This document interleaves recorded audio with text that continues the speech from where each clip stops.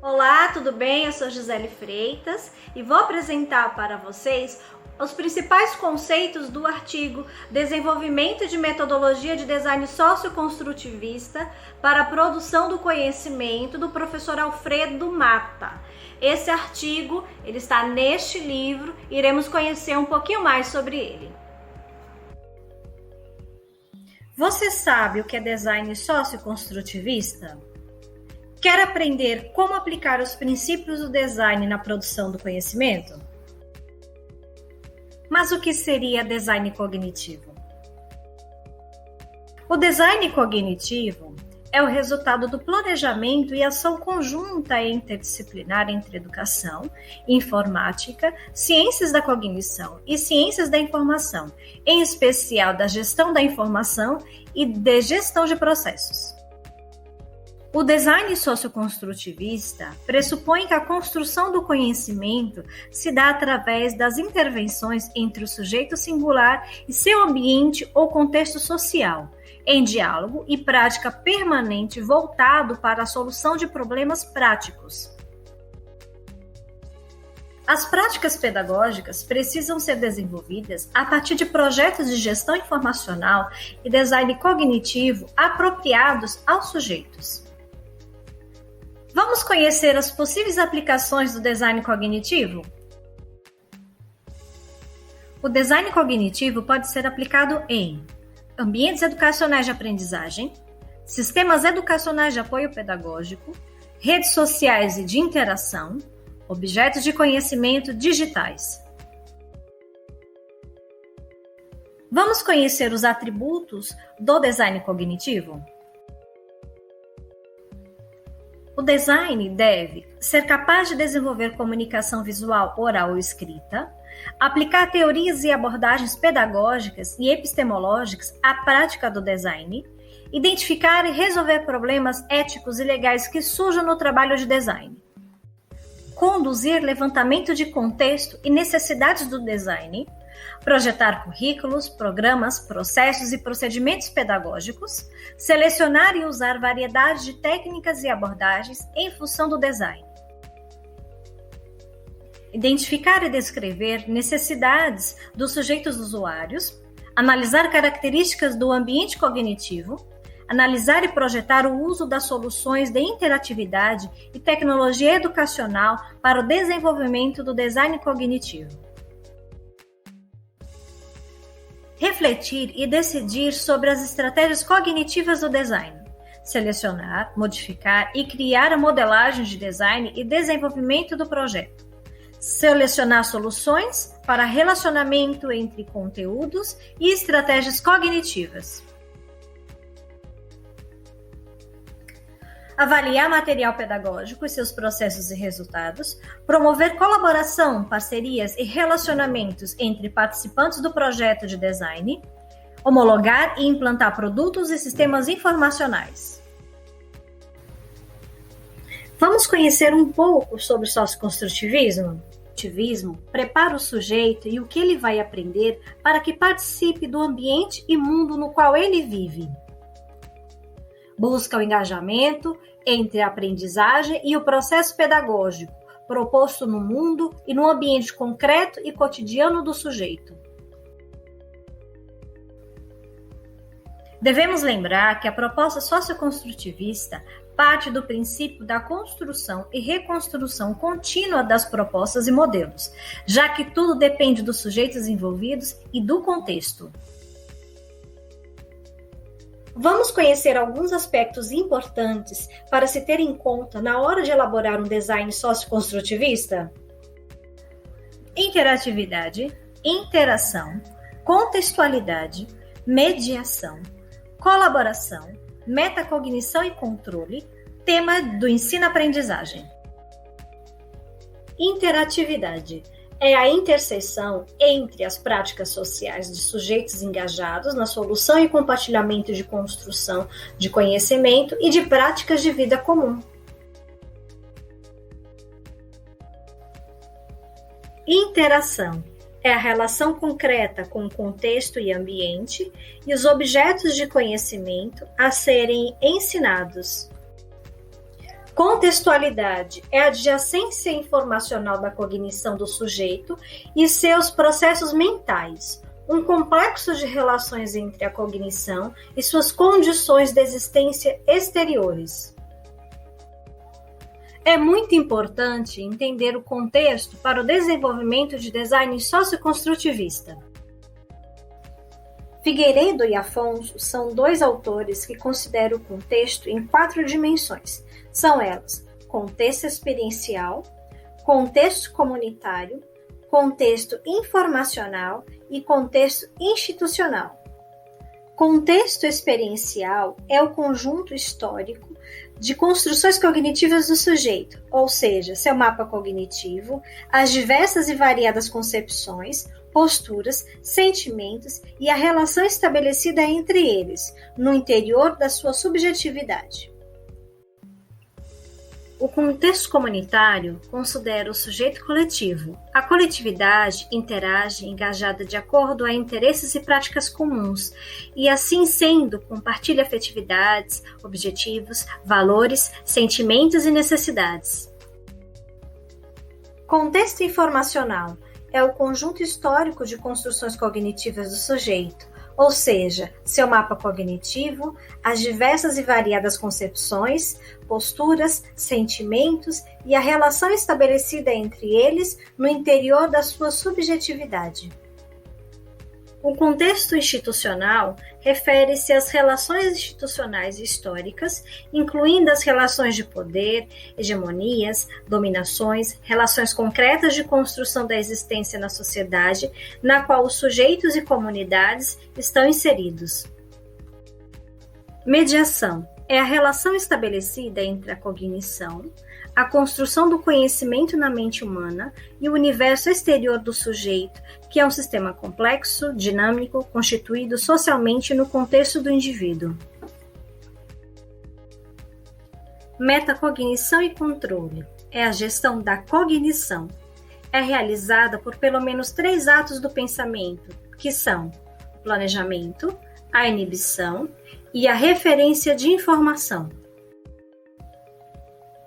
Você sabia que Vygotsky desenvolveu a ideia da gestão do processo cognitivo como uma prática inerente a todo ser humano? O ser humano organiza e planeja seu processo de aprendizado e desenvolvimento, decide o tempo todo pela validação de certas alternativas de prática, aceitação, concordância ou não, constrói um mapa de alternativas viáveis e inviáveis. Tema do ensino-aprendizagem. O ponto-chave da escolha do tema de ensino-aprendizagem é dar a devida importância ao sujeito aprendiz e ao seu processo de construção interna do conhecimento.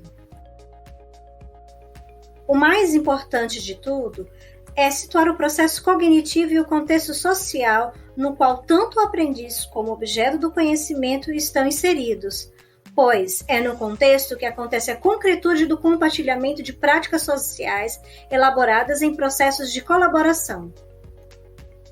É na projeção da tarefa colaborativa, no projeto voltado para a resolução de problemas, que todos os princípios de design socioconstrutivista se encontram. A colaboração provoca a realização do trabalho de desenvolvimento de grupo, oportuniza a articulação de tempo e objetivos, promove a gestão da complexidade da dinâmica coletiva, promove a presença social, construção social e processos de comunicação, oportuniza a gestão de conflitos cognitivos, conflitos afetivos e emocionais. Mediado por tudo isso, é a aprendizagem colaborativa. Podemos compreender o projeto de colaboração a partir de 4 tipos: comunidades de aprendizagem baseadas em tarefas, comunidades de aprendizagem baseadas em práticas, comunidades de aprendizagem baseadas em conhecimento e uma organização de aprendizagem. Comunidades de aprendizagem baseadas em tarefas são comunidades integradas à execução de uma tarefa ou superação de um desafio. Comunidades de aprendizagem baseadas em práticas são comunidades maiores e que estão integradas por uma prática mais prolongada, um projeto de longo prazo, uma instituição ou algum movimento social mais amplo. Comunidades de aprendizagem baseadas em conhecimento são comunidades voltadas para a produção de conhecimento e, de fato, se realizam na medida em que o conhecimento produzido pode ser direcionado ao contexto mais amplo, fora da comunidade. A organização de aprendizagem é formada pelas 3 comunidades descritas, que na interseção entre as tarefas, as necessidades internas de existência e a necessidade de relacionamento externo constrói sua dinâmica de organização aprendente. Na elaboração de material didático, tem em conta os seguintes elementos: tema, contextualização, objetivação, objeto de conhecimento, mediação, avaliação, engajamento e interdisciplinaridade. Vamos conhecer o professor Alfredo Mata e ouvir o que ele tem a nos falar sobre o design socioconstrutivista para a produção do conhecimento? Gente, é o seguinte, eu agradeço muito a professora Gisele por ter feito esse belo trabalho de apresentação do design cognitivo. Design cognitivo é, na verdade, um workflow, uma abordagem passo a passo para o projeto, planejamento e acompanhamento de construção de, eu chamaria artefatos educacionais. Ele serve muito para a construção de artefatos educacionais digitais, como jogos digitais educacionais, museus virtuais, aulas virtuais, páginas web de caráter virtual, enfim, qualquer uma destas construções que se queira fazer em equipe, considerando o grupo como uma comunidade de aprendizagem capaz de elaborar um artefato educacional em alguma ocasião, e considerando também que aqueles que vão receber a educação participem do planejamento e de forma contínua, porque usando o socioconstrutivismo, nada está pronto no fim. Você sempre tem algo com digital de cunho educacional. Na verdade, tema e objetivação são mais para que você se centre, fique centrado, que o grupo fique centrado naquilo que quer produzir. O design mesmo começa na pergunta seguinte: como será abordada a informação? Né? De que maneira eu pretendo abordar a informação que eu vou trabalhar? Veja que o nosso design cognitivo, ele deve trabalhar junto, e ele foi inspirado em design de tela, design gráfico de sites. É que as pessoas se preocupam muito com o design gráfico, mas se preocupam pouco com o design cognitivo, ou seja, qual tipo de reação cognitiva nós vamos provocar do outro lado, né? Até porque a gente sabe que isso é muito comum hoje em dia. A gente é vítima, inclusive, de persuasão, de gente que elabora esse design de forma não tão honesta. Então é melhor a gente ser honesto, trabalhar com a questão do design, saber o que a gente está querendo colocar, publicizar isso, tornar isso um diálogo e fazer com que a construção cognitiva seja uma elaboração do coletivo sobre o processo cognitivo que o coletivo deseja assumir e receber, do que seja uma obra de 3 ou 4 pessoas que elaboram um processo cognitivo para que os outros vivam sem ter muita consciência disso, não é? Então, além de que forma a informação vai ser abordada, é muito importante para nós garantir a contextualização. Ou seja, que qualquer pessoa que participe do artefato cognitivo que a gente está produzindo se sinta presente no artefato. O artefato, a página web, o museu virtual, o jogo digital, tem que ter algum elemento, alguma estratégia que faça com que as pessoas que estejam no sertão, dentro de um quilombo, em um bairro popular,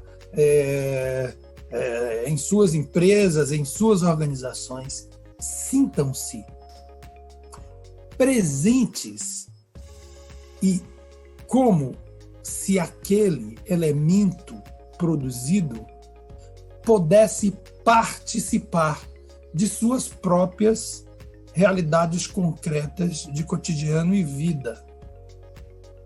Isso é um pouco diferente do que falam por aí, pertencimento. Não é um simples pertencimento de narrativa ou algo que te coloque reconhecido identitariamente ali. O que a gente quer é produzir estratégias que façam com que o nosso artefato passe a estar presente na relação de cognição e de interação que cada sujeito tem com o seu ambiente concreto de relacionamento. Além disso, a gente precisa ter uma estratégia para garantir interdisciplinaridade, ou que todas as disciplinas que interessem vão aparecer no artefato que estamos produzindo. Além disso, qual a estratégia nós teremos para mediação? O que vai mediar o encontro cognitivo das pessoas que vão visitar juntos o museu virtual? Ou vão jogar juntos? Ou vão fazer parte de alguma página web ou TV web juntos? Que estratégia eu vou usar para que elas compartilhem concretamente aquilo que eu estou produzindo como algo capaz de mediar o contato entre seus conhecimentos e seus conhecimentos? Eu tenho que elaborar o mediador concreto. Estou falando de concretude. Na hora, é vigotskiano isso. É aquilo que faz com que os sujeitos compartilhem e sejam um coletivo enquanto compartilhem aquela realidade. É bem diferente do individualidade, né? Estou falando de compartilhamento. Eu estou falando não de olhar, eu estou falando de leitura. É o olhar produzindo sentido. E quando vários olhares estão compartilhando um elemento mediador, eles produzem um sentido compartilhado, participativo, e produzem muito mais do que resultados individuais. Eles produzem um resultado pertencente ao coletivo. Nós podemos também e devemos ter estratégias que garantam o engajamento. Ou seja, o sujeito que entra tem que ter uma estratégia que ele acabe se engajando e ele se sinta não motivado por aquilo que está presente, mas ele se sinta engajado em participar em algo que ele já sente dele, que já seja dele. Para isso eu tenho que produzir estas estratégias. Este quadro que está aqui tem outras perguntas mais ligadas à solução técnica, tem também proposta de avaliação, que nem todos os artefatos precisam, que informações úteis eu posso dar, que também nem todos precisam. Então, basicamente, eu tenho isso como o elementar para que vocês procedam reuniões, procedam e compartilhem momentos de produção socioconstrutivista de páginas webs, jogos, museus, TVs webs, rádio web e outros elementos que queiram que seja socioconstrutivista, vigotskiano, que trabalhem com o concreto das relações humanas, mesmo usando a virtualidade. Às vezes a gente pensa que a virtualidade, o ciberespaço, vai nos tirar da concretude, mas a concretude está nas relações humanas, naquilo que a gente faz e, ao fazer, faz com os outros. E no fazer, um toca o outro, de maneira a senti-lo concretamente. Esse conceito de concreto, eu pessoalmente acho mais forte, mais importante que o conceito de realidade, de real. Bom, assim eu me despeço de vocês, agradeço muito essa oportunidade, espero que tenha sido útil. Até mais.